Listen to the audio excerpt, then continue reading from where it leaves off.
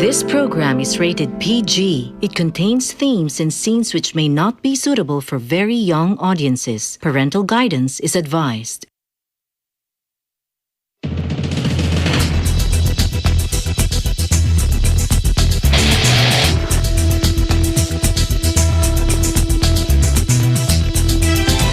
We're working to connect a region of over 600 cultural bridges between our lands.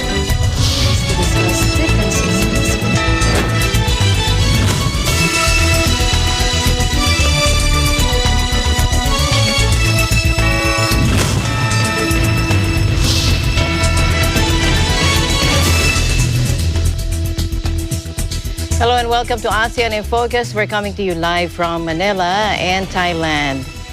Hello, Gila. Yes, hello, Alma. Good afternoon and good afternoon to all our viewers. I'm Gila Pablo from BBC Thailand Bureau, bringing you the latest news around the dynamic ASEAN region. On today's headlines. President Duterte on Monday night appealed to China to just allow Filipino fishermen to fish in peace amid the maritime dispute in the West Philippine Sea.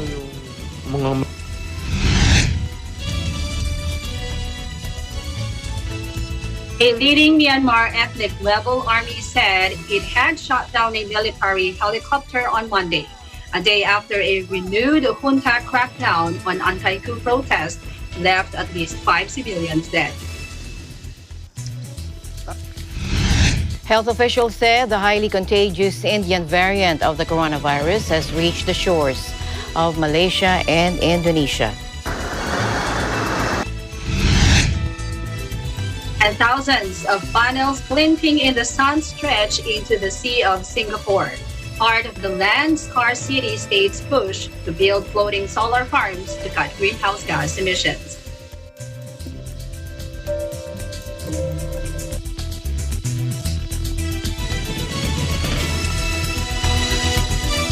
President Duterte on Monday night appealed to China to just allow Filipino fishermen to fish in peace amid the maritime dispute in the West Philippine Sea. Recalling a previous conversation with Chinese President Xi Jinping, President Duterte said he told the Chinese president, that there is no reason to quarrel since Filipino fishermen simply needed something to eat. Pero ako nga, sabi ko kay wala naman tayong away. At yung, hayaan lang ninyo yung mga mangingisda. Kasi ang tao kumakain. I told China that I know that it's yours. According to you. I've heard that several times. But you know, you must also have heard of the fact that people are hungry. Ang Pilipino ay gutom. And you are not oblivious to that fact. So, kindly just allow our fishermen to fish in peace. And so there is no reason for trouble. If there is one brewing, you call our attention and we can talk immediately to solve the problem. China remains to be our benefactor. And just because,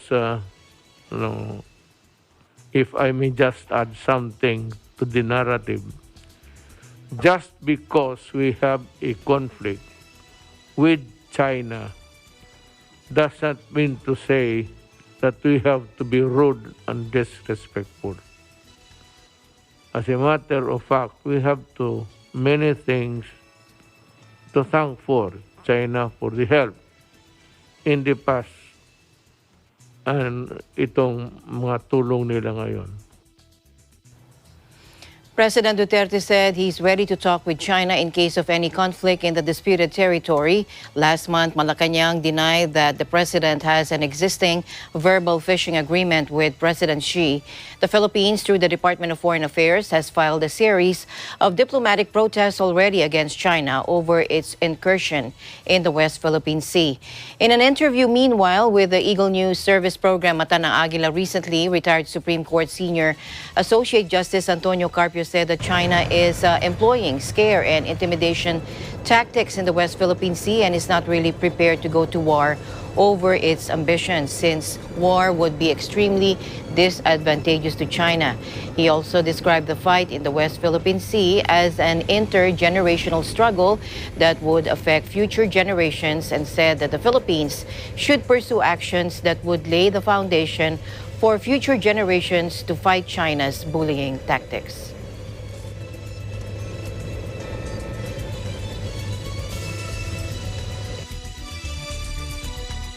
Philippine Ambassador to India Ramon Bagatsing Jr. clarifies that the Philippines can expect the arrival of 40 million doses of Novavax COVID-19 vaccines from India, despite the dire situation there.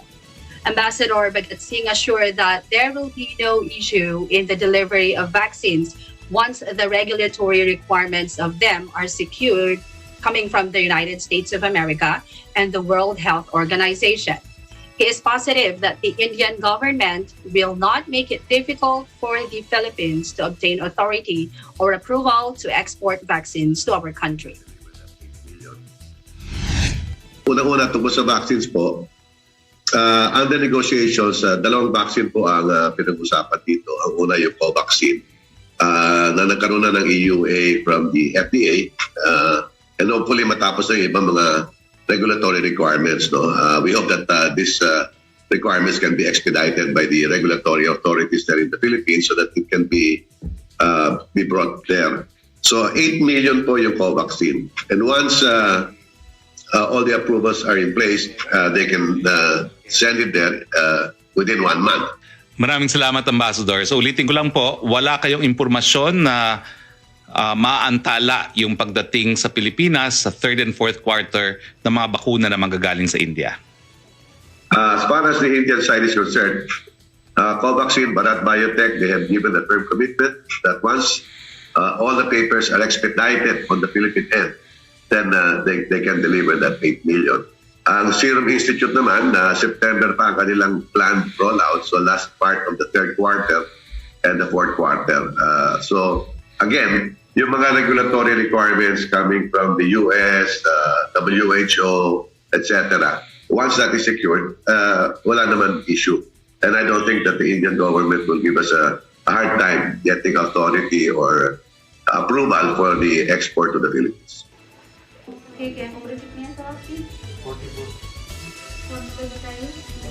Meanwhile, President Duterte was vaccinated on Monday night, May 3, with the first dose of China's Sinopharm vaccine.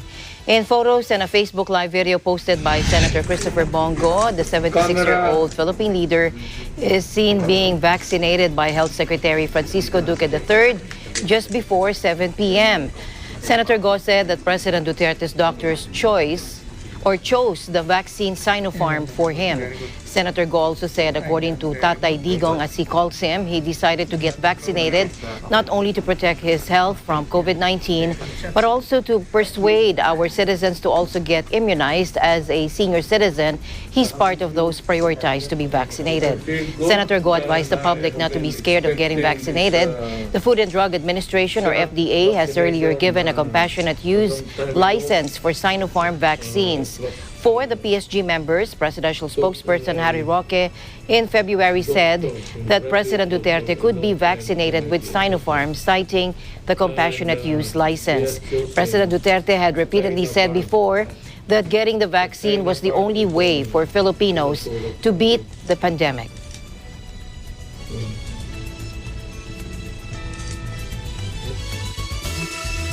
Philippines is doing good in its fight against COVID-19 compared to other countries, President Rodrigo Duterte said on Monday night. In a pre-recorded public address, Duterte made the remark while praising Health Secretary Francisco Duque III for leading the country's efforts to respond to the prevailing pandemic. Let's watch this. Ang final outcome is 992,759. Ang recover is 975,234 or 91.81%. Ang namatay, 17. ayaw ko nang baka magsabi tinatakot ko kayo, but compared with other countries, which is not really the time to make comparisons. But we're doing good in the fight against COVID. And Secretary Duque is the hero there.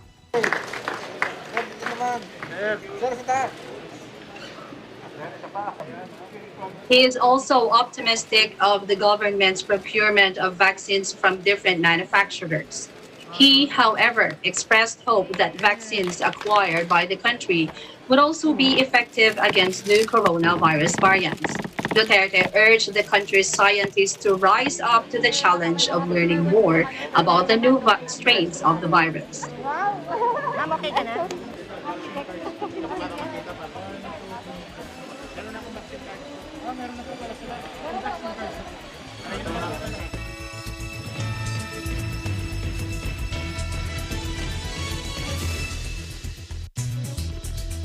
Protesters hurled red paint, tomatoes, eggs at Bangkok court to demand Thai activists release. Let's have Cristel de Marucot from ABC ASEAN Bureau. Cristel? Hello, Gigia. Good afternoon to you and to all our viewers. Yes, hundreds of Thai protesters hurled red paint, tomatoes, and eggs at Bangkok court Sunday, demanding the release of all political detainees, including an activist who was hospitalized after a hunger strike. The student activist Pari Chiwarak, widely known by his nickname Penguin, has been held on remand since being charged in February under Thailand's strict royal defamation laws. He has been denied bail repeatedly. Penguin has lost more than 12 kilograms since he began a hunger strike on March 16, and officials transferred him to hospital on Friday amid concerns his health deteriorating. He faces more than a dozen charges for his role in protests last year against the government of Premier Prayut Chan-o-cha, which also called for reforms to Thailand's unsaleable monarchy. Student-led demonstrations in Bangkok last year drew tens of thousands at their peak. But the movement has pettered out this year amid increasing restrictions on public gatherings due to rising COVID-19 cases. On Sunday, hundreds of protesters gathered in front of Bangkok's criminal court to demand Penguin's release and that of other detained activists involved in the pro-democracy movement. Police warned them to stop throwing objects and said they were ready to take action if the call was ignored. The protest also came after the court on Thursday rejected the bail request of 7 co-leaders. They included Mr. Parit, who was sent to Ramati Body Hospital on Friday for treatment due to his deteriorating health condition after he began a hunger strike on March 16. The group said another rally will be held, but the date was not yet disclosed. Back to you, Gila. Thank you so much, Cristel. Stay safe and be healthy always. Thank you, Gila. Reporting live from Bangkok, Thailand. This is Cristel Nicole Di Marucot, and we live in interesting times. To the Myanmar crisis now, a leading ethnic rebel army said it had shot down a military helicopter on Monday, a day after a renewed junta crackdown on anti-coup protests left at least 5 civilians dead. The Kachin Independence Army, or KIA, said it downed the helicopter gunship during fierce clashes near the town of Momauk in the country's far north. Myanmar has been in turmoil since the military ousted civilian leader Aung San Suu Kyi and seized power on February 1. Security forces have sought to quell nearly daily pro-democracy protests with deadly force, while simmering conflicts with ethnic rebels have erupted into fierce fighting. The KIA, which has waged a decades-long insurgency against the military in northern Kachin state, has been hit by airstrikes in recent weeks. They used jet fighter and helicopter gunships since 8 this morning to attack our troops. Our troops fired back, and this was how the helicopter was shot down. That, according to KIA spokesperson Colonel Naubu, who refused to give details of the weaponry used to down the chopper. AFP has tried to contact the Myanmar military to seek their account of events but has not had a response. A number of Myanmar's myriad ethnic rebel groups have come out in support of the anti-coup protest movement, offering shelter and even training activists who have fled the crackdown.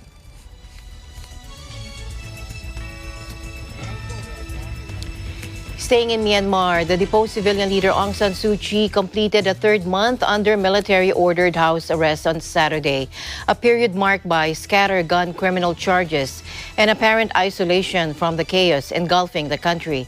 The nation has been plunged into violence since the military deposed the Nobel laureate in a February 1 coup, ending Myanmar's brief tryst with democracy. The resumption of junta rule sparked a wave of protests and a brutal crackdown on the pro-democracy movement, in which security forces have killed more than 750 people, according to a local monitoring group. Charged on 6 counts, including sedition, and under Myanmar's official secrets law, Suu Kyi has been denied private meetings with her lawyers. Instead, she has only a couple of video meetings that were physically monitored by security officials at both ends. Her defense team told this to AFP. Min So, another member of the defense team, said on Monday that Suu Kyi is cut off from information about the ongoing unrest at the house where she is being detained in the capital, Naypyidaw. Suu Kyi spent more than 15 years under house arrest during previous military rule before her 2010 release and rise to power in elections held 5 years later.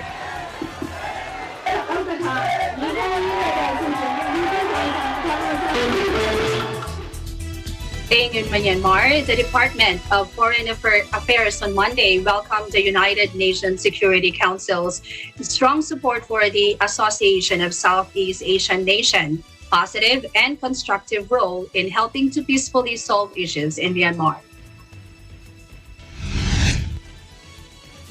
In a statement, the DFA reiterated the UNSC's call for the release of all those arbitrarily detained, including State Councillor Aung San Suu Kyi and President Win Myint.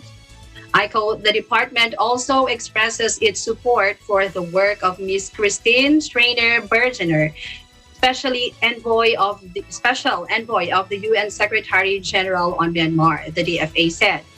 This after the UNSC was briefed by Minister of Foreign Affairs II Dado Iriwan Pihin Yusof of Brunei Darussalam as chair of the ASEAN on the outcomes of the recent ASEAN leaders meeting on Myanmar on April 30. The DFA said the members of the council welcomed the convening of the ASEAN leaders meeting on April 2021 in Indonesia, as well as the chairman's statement and the 5-point consensus.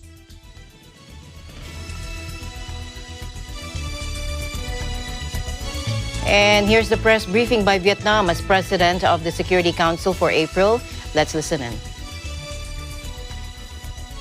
21, I had the following. The Security Council held a VTC private meeting on the situation in Myanmar on 30 April 2021 and were briefed by Minister of Foreign Affairs II of Brunei Darussalam, Dato Iriwan Perhin Yusof, in his capacity as the current chair of ASEAN, about the outcomes regarding the situation in Myanmar at the recent ASEAN leaders meeting.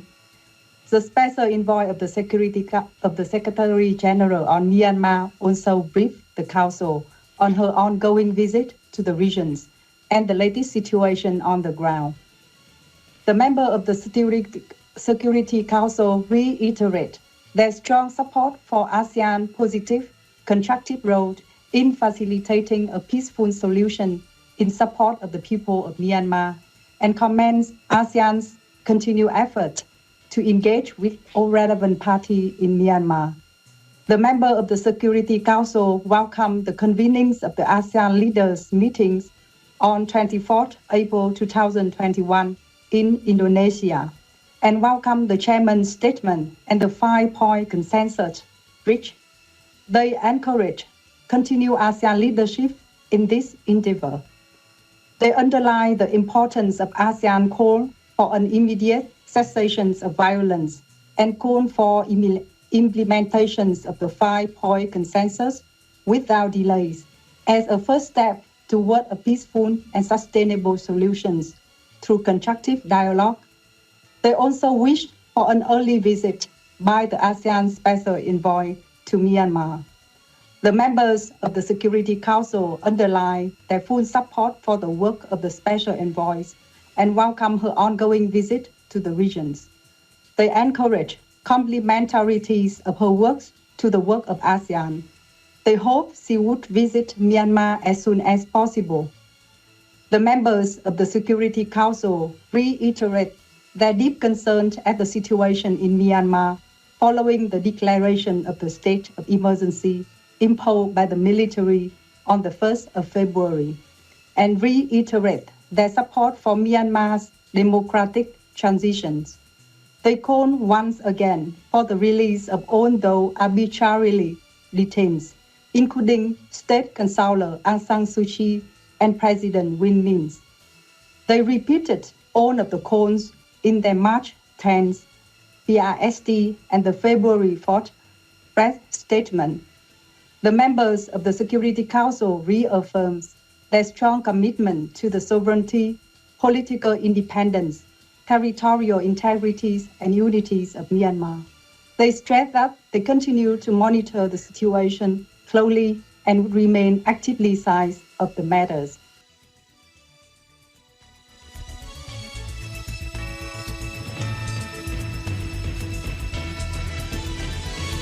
The United Nations report said the turmoil following the military coup in Myanmar, coupled with the impact of COVID-19, could result in up to 25 million, that's nearly half of the country's population, living in poverty by early next year. The World Food Programme's Deputy Country Director in Myanmar, Marcus Pryor, said an estimated 3.4 million people could fall into worrying stages of food insecurity over the next 6 months and potentially require assistance.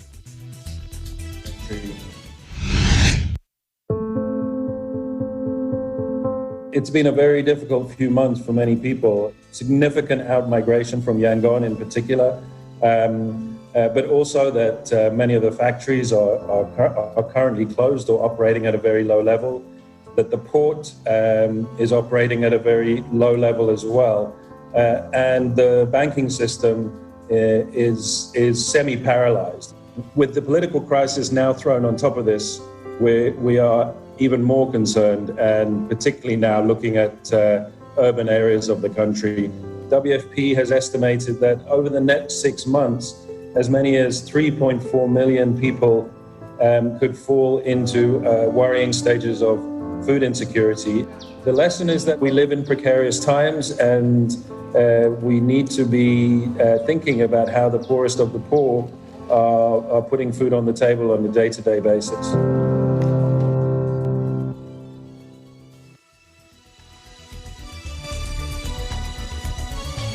Julie and I will be back with more news right after this short break.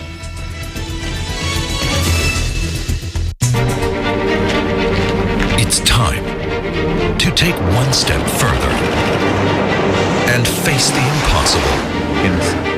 Time to search the unknown and fight for the truth.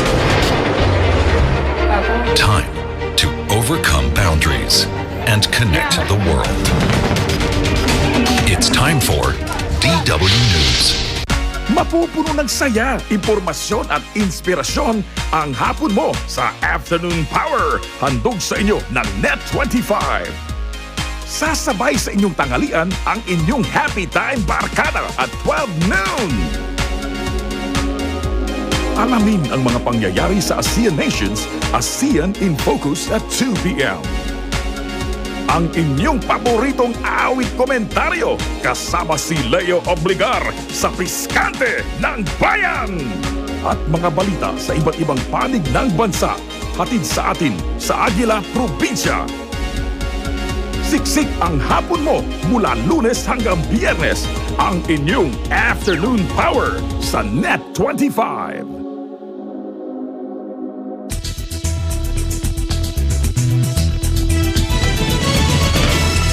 Parents who work in essential services are allowed to send their kids to child care centers in COVID red zone areas in Malaysia, in Sarawak especially.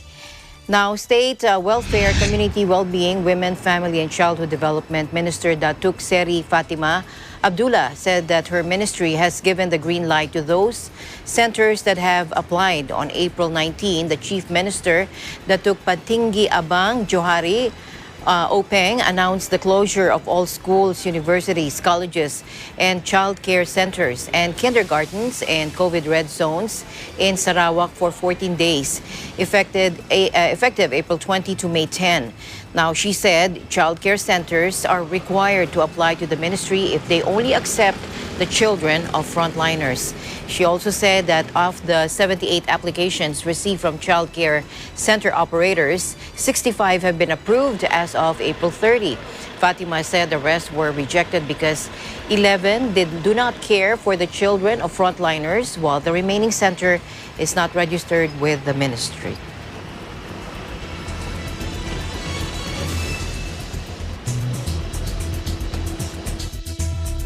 Health officials said the highly contagious Indian variant of the coronavirus has reached the shores of Malaysia and Indonesia. Indonesia has recorded 2 cases of a highly infectious COVID-19 variant, first identified in India in the capital, Jakarta, according to Indonesian Health Minister Budi Gunadi Sadikin. Indonesia last week stopped issuing visas for foreigners who had been in India in the previous 14 days. Malaysian hospitals, meanwhile, are dangerously close to running out of beds for COVID-19 patients, with the country recording 60,000 new infections since early April, the health department chief said. Malaysia now has 48 infections from the South African B.1.351 strain, and 8 from the UK B.1.17 UK strain.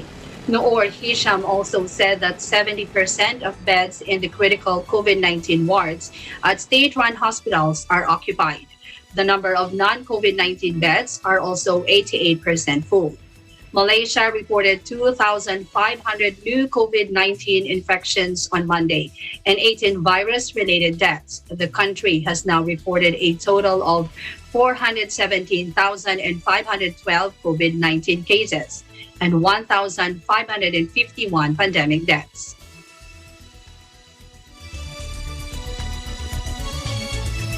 Meanwhile, President Duterte on Monday night thanked Russian President Vladimir Putin for the delivery of the initial 15,000 doses of Sputnik V vaccines to the Philippines. The 15,000 doses of Sputnik V vaccines procured by the government arrived in the Philippines on May 1. Officials of the National Task Force Against COVID-19, led by Vaccine Czar Secretary Carlito Galvez Jr., Department of Health Secretary Francisco Duque III, and Russian Ambassador to the Philippines, Marat Pavlov, witnessed the arrival of the vaccines produced by Gamaleya Research Institute of Epidemiology and Microbiology. Now, Secretary Galvez said the initial doses were supposed to be delivered on April 26, but it was delayed due to logistical challenges. Sputnik V requires a storage temperature of minus 16 degrees Celsius and below frozen solution. Now, Deputy Chief Implementer and Testing Czar Vince Dizon said 5 local government units in Metro Manila, namely Manila, Taguig, Makati, Parañaque, and Muntinlupa, will each get an initial 3,000 doses of the jab starting on Tuesday. He also said the pilot rollout is needed to assess and review other logistical requirements. Galvez said the Philippines has secured a total of 10 million doses from Gamaleya, but the number may double. With the arrival of Sputnik V, the country now has 3 brands of COVID-19 vaccines in its inventory, namely CoronaVac from China's Sinovac Biotech and AstraZeneca from a British-Swedish manufacturing company of the same name. Sputnik V has already secured an emergency use authorization from the Food and Drug Administration of the Philippines. And to date, the country's vaccine supply has reached more than 4 million doses. Russia is the first country in the world to grant regulatory approval to a COVID-19 vaccine based on human trials of the shot. Russian developers said Sputnik V was found to be 91.4% effective in providing protection from COVID-19.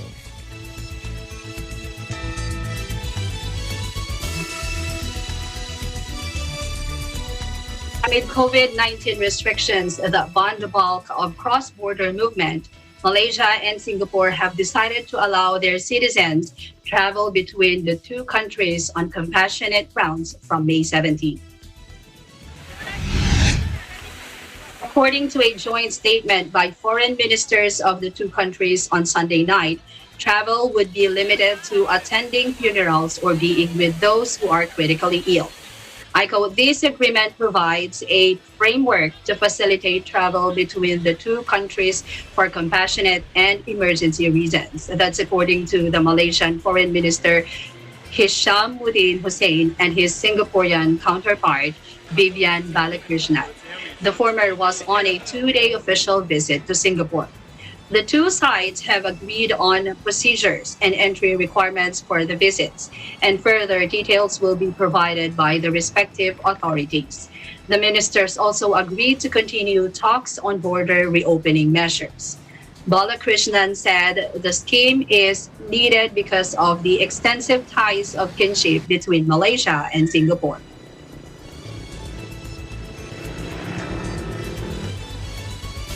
The Singapore Ministry of Health has announced that all travelers coming from Thailand, including Singapore citizens, permanent residents, and long-term visa holders, as of midnight on May 3, and who have been in Thailand for any period during the 14 days prior to arrival in Singapore, must now do their mandatory 14-day stay-at-home period at a dedicated SHIN or stay-home notice state facilities. The ministry announced that travelers from Thailand will no longer be able to opt out of spending their 14-day quarantine at dedicated SHIN or SHN facilities. Thailand is struggling to contain a third wave that has seen a jump of more than 32,000 cases since an outbreak was detected in the capital's nightlife district. Thailand's cabinet has granted Premier Prayut Chan-o-cha sweeping new powers aimed at curbing COVID-19 that critics fear could be used as a political tool to suppress dissent.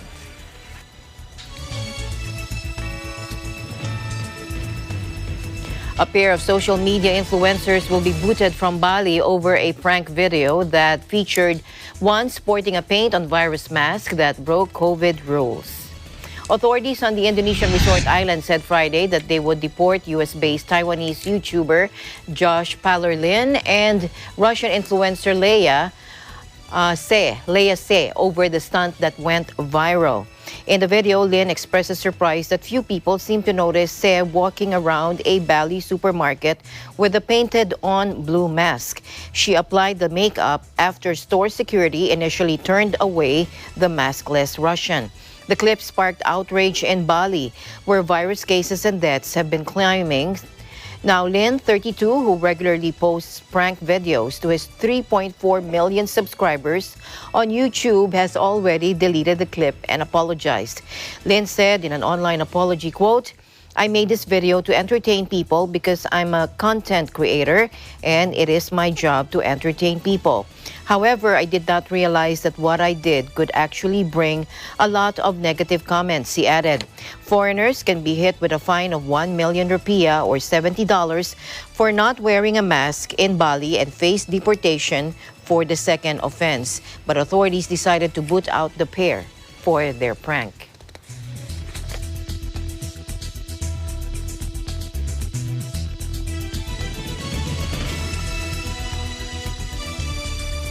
Alma and I will be back after this break.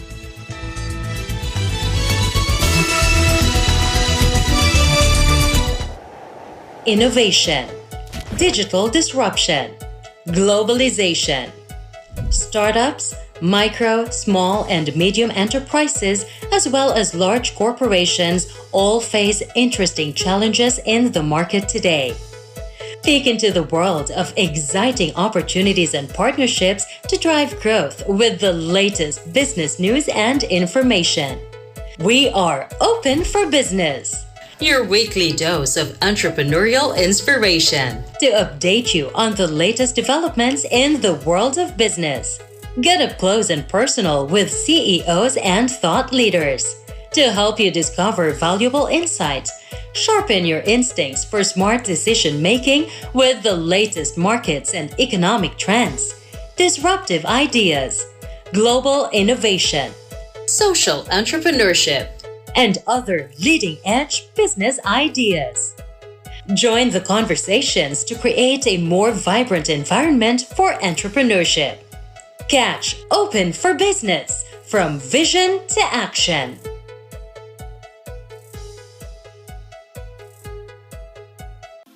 Factual, We have to defeat the virus everywhere. timely information, balanced, not only in the country, but also abroad. I'm certain of one thing. Interviews that people need to know. Watch Agila Pilipinas! A one-hour newscast of reports coming from regional hubs in Luzon, Visayas, and Mindanao. Know the important updates in Asia in ASEAN in Focus.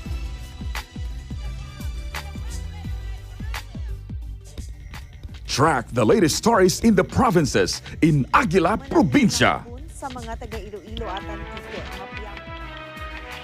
Tune into Mata ng Agila, the evening primetime news program of Net25.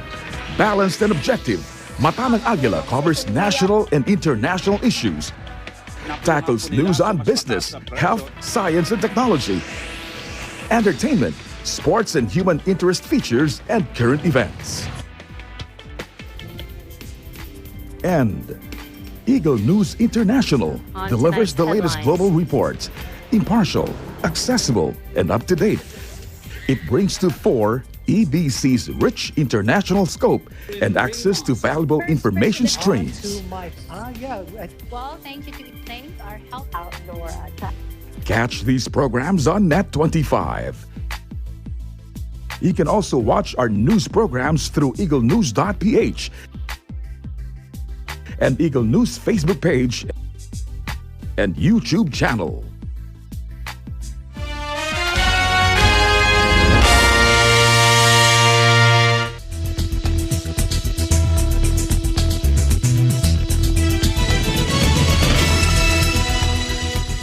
In the Philippines, Department of Finance Secretary Carlos Dominguez III has called on Manila-based Asian Development Bank to level up and increase its loan portfolio in the next 5 years to strongly boost recovery efforts of its member countries.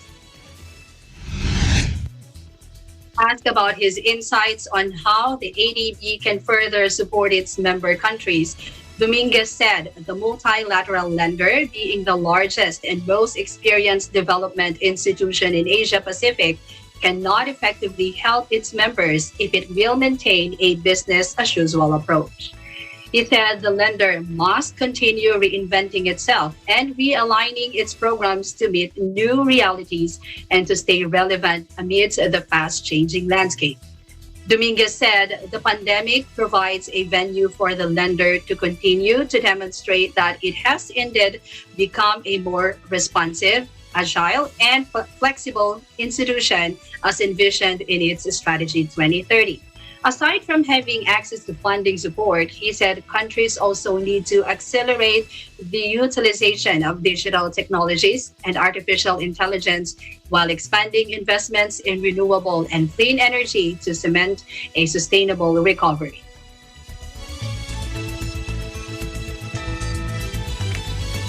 The Indonesian company and ride-hailing giant Gojek has revealed its commitment to 3 zeros: zero emissions, zero waste, and zero barriers, which it plans to achieve by the end of the decade. As such, it has announced plans to make every car and motorcycle on its platform an electric vehicle or EV by 2030. Co-CEO Kevin Alui told CNBC that the plans will see the 11-year-old company invest in a series of EV pilot programs across Southeast Asia, as well as launching a world's first in-app carbon offsetting feature.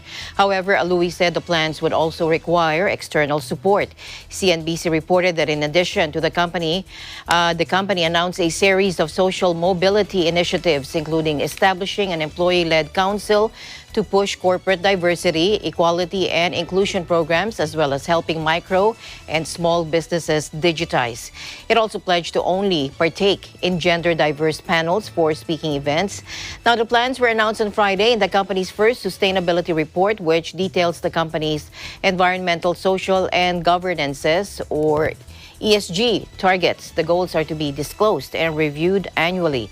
The announcement follows news that Gojek is set to merge with Indonesian e-commerce company Tokopedia to form multifunction app, the Go2.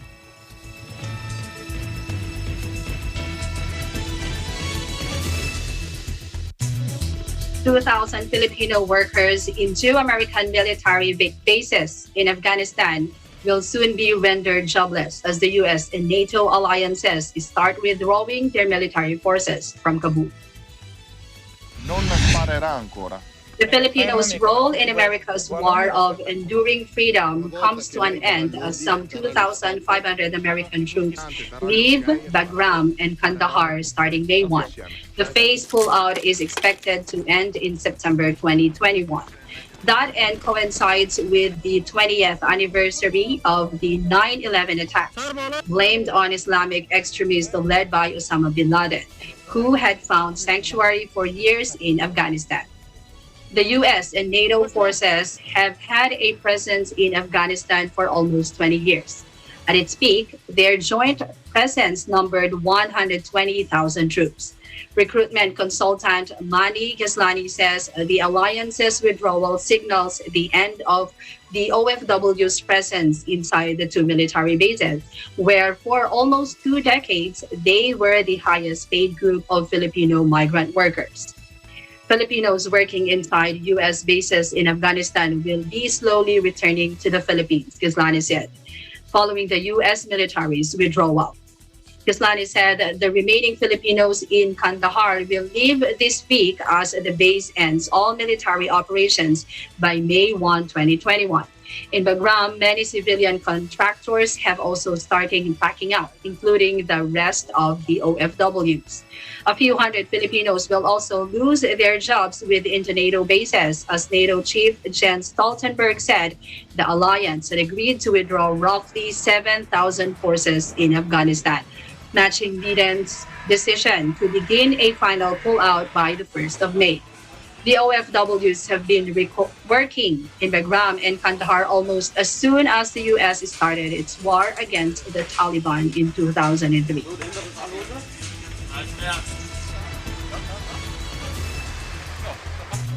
The Philippine manufacturing sector's output level shrank anew in April amid the resurgence of COVID cases that forced the suspension of factory operations and dampened demand, according to IHS Markit.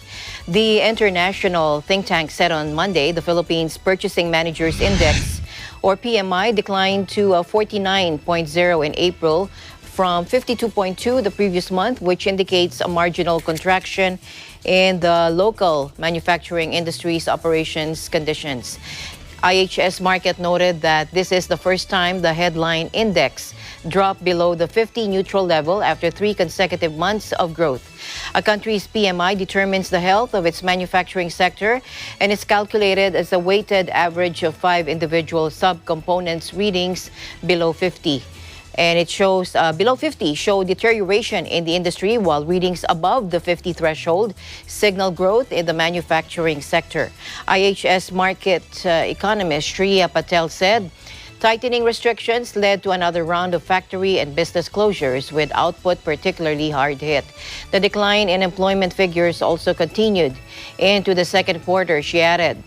The Department of Trade and Industry estimated that some 1.6 million workers were displaced during the implementation of ECQ this year, but around 500,000 workers are expected to have returned when the NCR Plus transition to MECQ.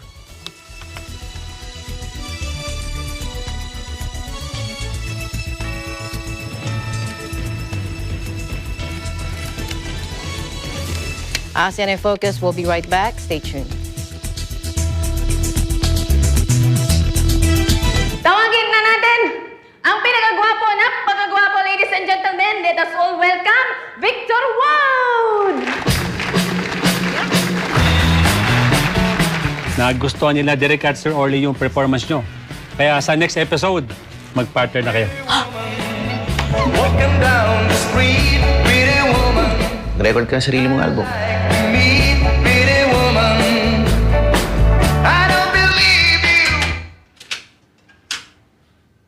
Wala. Hindi papatok yung ganyan style. Payagan niyo lang ako mag-record uli. I'm sorry, my love, if I've broken your heart. Si Arceli nga po pala, fiancé ko. Hindi ka naman dapat kabahan eh. To forgive me. Kapag nakapag-ipon ako, papakasal na tayo. Ihanda nyo na yung kontrata schedules. Ilalabas na natin to sa buong Pilipinas. Let me kiss and hold you tight. Kalahati lang ng TF ni Rico at ni Ray yung TF ko eh. Kung sino ang mas sikat, yun ang mas may malaking talent fee. Eh kung kasikatan lang ang pag-uusapan, masikat naman ako sa mga yan. Noon yun, Victor. Pero hindi mo inilagaan. Kaya kong bumangon kahit wala ka.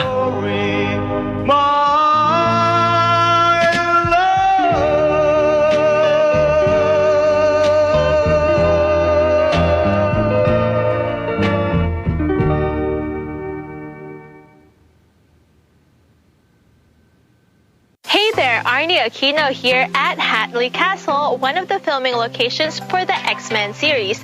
Don't forget to tune in to Digital Nest only on Net25.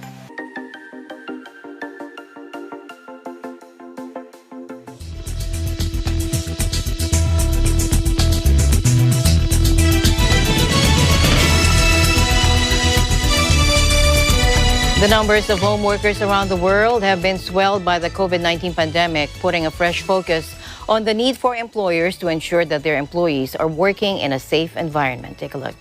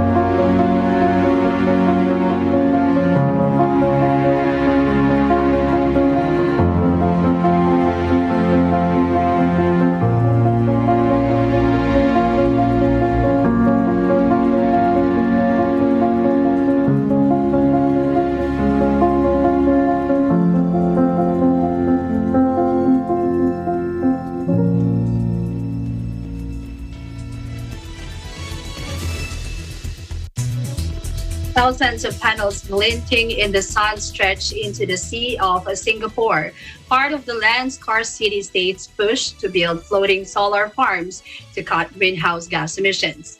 It may be one of the world's smallest countries, but the prosperous financial hub is among the biggest per capita carbon dioxide emitters in Asia.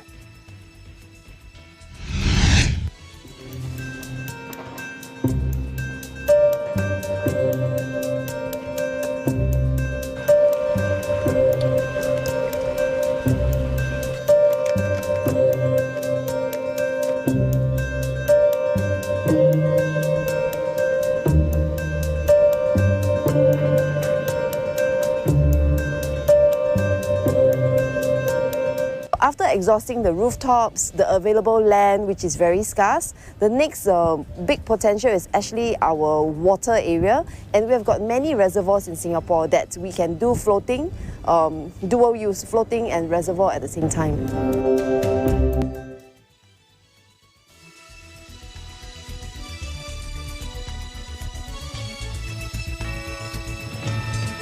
Thank you, Gila, for keeping me company today. Keep safe always. Thank you, Alma, and thank you to all the viewers. And that is the latest news in the Southeast Asian nation. I'm Gila Pablo from EBC Thailand Bureau. Be safe and stay healthy because we live in interesting times. We'll see you back tomorrow. I'm Alma Angeles, and we live in interesting times.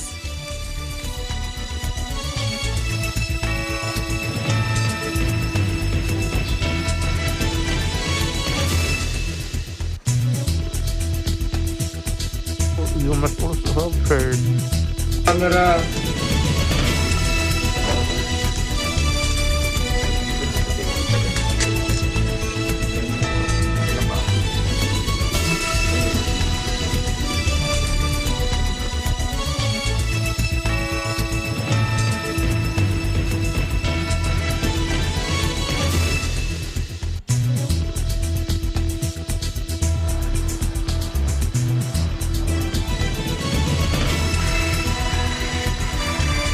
Camera.